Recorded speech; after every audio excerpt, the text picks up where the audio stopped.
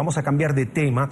La fecha del 23 de marzo no solo era esperada por los colombianos, también había expectativa en el mundo por el acuerdo que se alcanzaría en la mesa de diálogos de paz en La Habana, Cuba, entre el gobierno de Colombia, la administración del presidente Juan Manuel Santos, y el grupo terrorista de las FARC. Pero pese a lo que prometieron tanto el presidente como Timoleón Jiménez, no se llegó a un consenso. Según las delegaciones, hay varios puntos en los que hay marcadas diferencias. Fíjense ustedes, dejación de armas por parte del grupo criminal, de este grupo terrorista, las zonas de concentración y mecanismos de refrendación, todas críticas del grupo criminal, grupo terrorista de la FARC. Y acordamos una fecha límite para firmar el acuerdo final que terminará nuestro conflicto armado. Será el 23 de marzo del año 2016. Se cumplieron 6 meses y la tan esperada firma de la paz no llegó. Cuando más cerca se sentía el fin del conflicto, las delegaciones de las FARC y el gobierno no pudieron conciliar sus diferencias en la recta final del proceso. Por lo que ya todo el mundo sabe, porque no pudimos ponernos de acuerdo para esa fecha. Entrega de las armas. Para el gobierno, la dejación de armas es condición para la aplicación de los mecanismos de justicia transicional y para abrir la puerta de la reincorporación a la vida civil. Condición para la aplicación de los mecanismos de justicia transicional.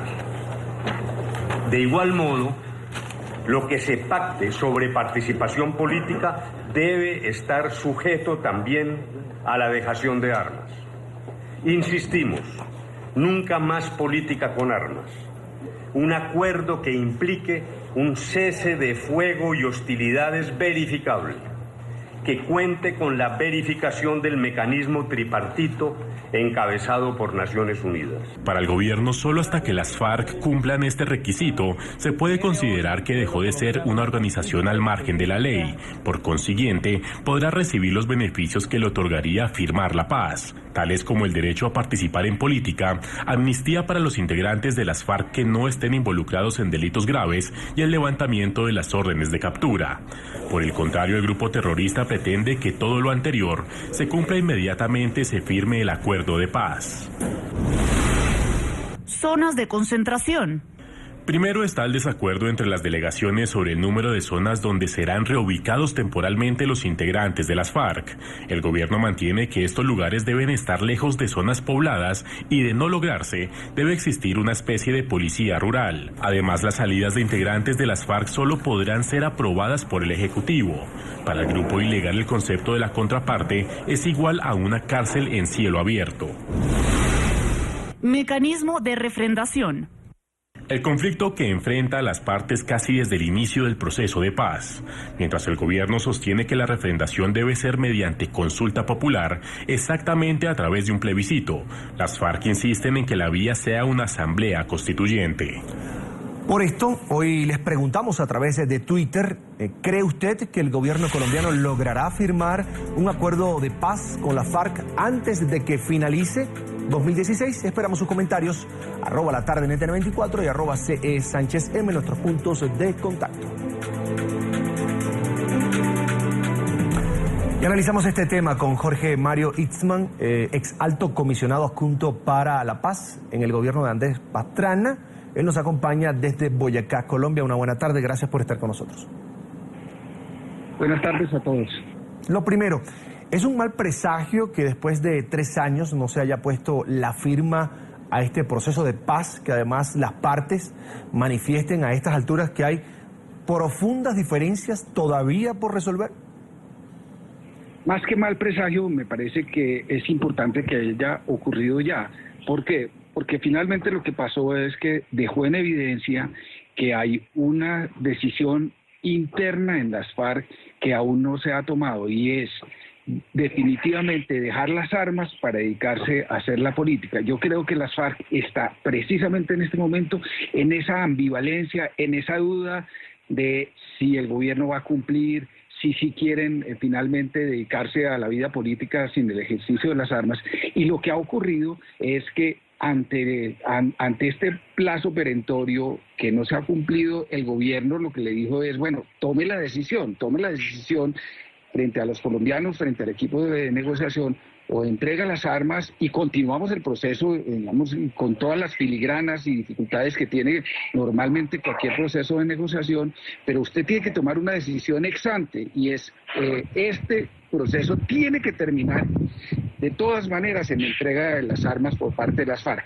Yo creo que las FARC están en ese momento en que quiere decir, bueno, nosotros nos acogemos a la paz, pero guardamos las armas primero, o se las entregamos a la comunidad internacional mientras vemos si se pueden cumplir o no los acuerdos, si el Estado colombiano es serio y le cumple a la guerrilla. Yo creo que ese es un problema de fondo, porque para Colombia y para los colombianos de lo único que se trata es un proceso de paz, es que la guerrilla entregue las armas y por parte de la sociedad colombiana se le dan unas prerrogativas o unos beneficios, sobre todo beneficios jurídicos por todos los crímenes que cometieron. Ese es finalmente, digamos, la diada o la duda en la cual la guerrilla tiene que tomar una decisión de fondo. Ahora quiero trasladarle a usted, por supuesto, la pregunta que le hemos hecho a nuestros televidentes. ¿Usted cree que frente a este escenario, el gobierno de Juan Manuel Santos logrará firmar un acuerdo de paz con la FARC antes de que termine este año 2016?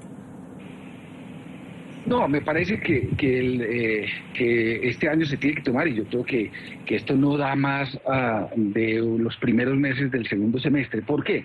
Porque también esta negociación lleva 3 o 4 años, se ha desgastado mucho al equipo de negociador del Estado colombiano, pero sobre todo se ha desgastado mucho frente a la sociedad colombiana. Hoy en día los colombianos mayoritariamente no creen en el proceso, no creen en las FARC, y no les falta razón sobre todo porque llevamos 3 años en que uno no ve esa voluntad definitiva de las FARC, y las FARC, digamos,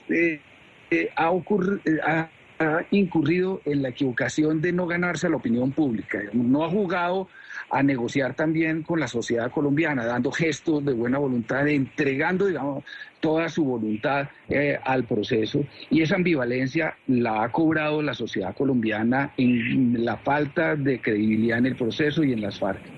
Ahora, esa disyuntiva de las FARC, de este grupo criminal, entre la dejación de armas y la participación en política, que es lo que le viene después de en una era posconflicto, ¿en qué lugar los deja frente a la sociedad colombiana? No, le pregunto, ¿no pierden más de lo que pudieran ganar? Yo creo que pierden, y pierden muchísimo, porque lo que no han podido entender o introducir en su propia esencia las FARC es entender que están negociando con la sociedad colombiana. Finalmente, la gran garantía de que este proceso en 5, 10, 15 años se va a seguir cumpliendo los acuerdos es que la sociedad colombiana sienta que esta negociación fue buena para el colombiano de a pie, el colombiano común y corriente, que ve primero que las FARC se la jugaron y entregaron todo lo que tiene que ver con armas, con la posibilidad de volver a hacer política por la vía armada, que entregan todo lo que tiene que ver con narcotráfico, los delitos anexos al narcotráfico que están haciendo hoy en día. Si eso lo siente la comunidad colombiana, la sociedad, seguro la garantía de los acuerdos va a ser un país que está viendo que se cumplen los acuerdos, que está viendo que es beneficioso para la sociedad colombiana haber negociado con las FARC, y va a ser el gran garante de eso en los primeros 2, 3 o 4 gobiernos, que va a ser dramáticamente delicado el cumplimiento de los acuerdos de llegarse a firmar la paz. Esto no se va a agotar en el gobierno Santos. Los gobiernos en adelante van a tener que ser los que van a sufrir las dificultades propias del cumplimiento de los acuerdos, como ha ocurrido en otras latitudes, como ocurrió en Guatemala, como ha ocurrido en El Salvador. Esos son los momentos más delicados. Entonces, la gran equivocación, a mi juicio, de las FARC es no jugársela a negociar positivamente con la opinión pública colombiana. Señor Itzman, ¿en dónde han estado las fallas del gobierno colombiano en todo este proceso de negociación con la FARC? A mí se me ocurren 2 inmediatamente. La primera que es ponerle plazos perentorios a la guerrilla en la negociación. Creo que eso es una equivocación porque cuando uno en una negociación entrega los tiempos, como hizo el presidente Santos al decir que en marzo tenía que firmarse la paz, o está uno dispuesto a pararse y patear el tablero y asumir las consecuencias de eso, que siempre debería ser una opción para el Estado colombiano. El Estado debe tener realmente la posibilidad de pararse y acabar el proceso. Pero esa amenaza, solamente una amenaza y sin tener la capacidad política para realmente pararse, patear la mesa e irse, lo que termina ocurriendo es lo que pasó ahora. O sea, todo el desgaste es para el Estado colombiano y al entregar esas fechas como plazos perentorios, pero no ser capaz de pararse, usted lo que termina es dándole todo el control de los tiempos a la contraparte. Y en este caso se le ha dado en muchas oportunidades, porque no solamente fue en esa, la totalidad del manejo de los tiempos políticos a la guerrilla, y eso ha desgastado infinitamente al gobierno colombiano. Y yo le diría una segunda que también me parece que es importante. El equipo colombiano, a mi juicio, ha tenido un equipo extraordinariamente bien calificado y serio. El doctor Humberto de la Calle, el doctor Sergio Jaramillo, más su equipo de negociación, es gente seria, preparada y responsable.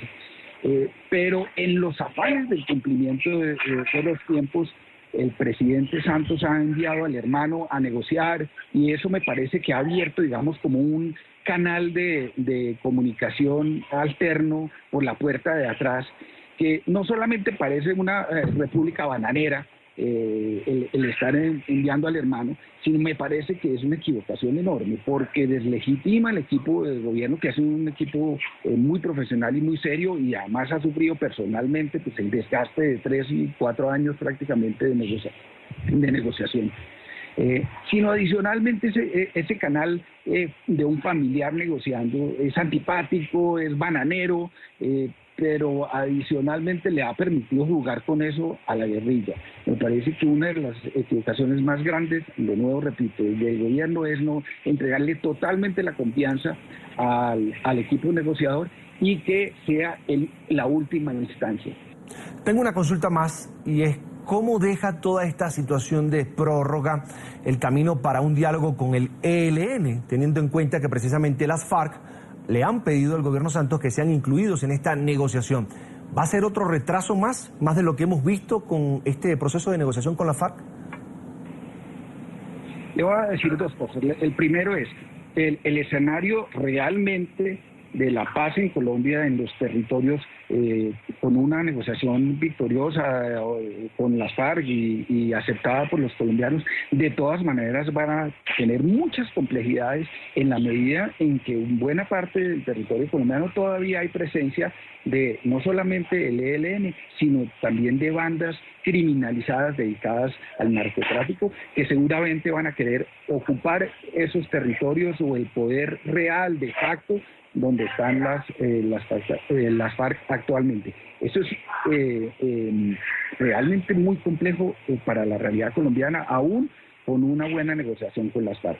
Dicho todo esto, es lamentable el hecho de que el ELN no haya entrado a negociar, porque el ELN era para la comunidad internacional, digamos, el poster boy de una guerrilla que era más urbana, con una gran influencia de la Iglesia Católica, de la teología de la liberación, una guerrilla que era audaz en su propuesta política, pero que al mismo tiempo se fue quedando, marginando, y se lo ha venido apoderando algunos grupos dentro del ELN dedicados al narcotráfico. Entonces, hoy en día, la capacidad decisoria del ELN para ingresar de lleno a una negociación ha estado permeada por las dificultades del narcotráfico y fundamentalmente por uno de sus cuadros que están dedicados a la extorsión y al narcotráfico en la frontera con Venezuela.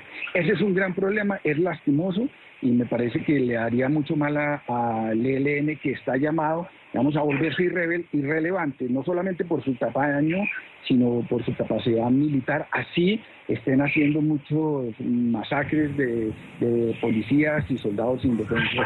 Su capacidad militar no lo va a llevar nada, sino a una eventual negociación más tarde que temprano, en unas condiciones mucho más difíciles de sacar provecho en una negociación para el Estado colombiano.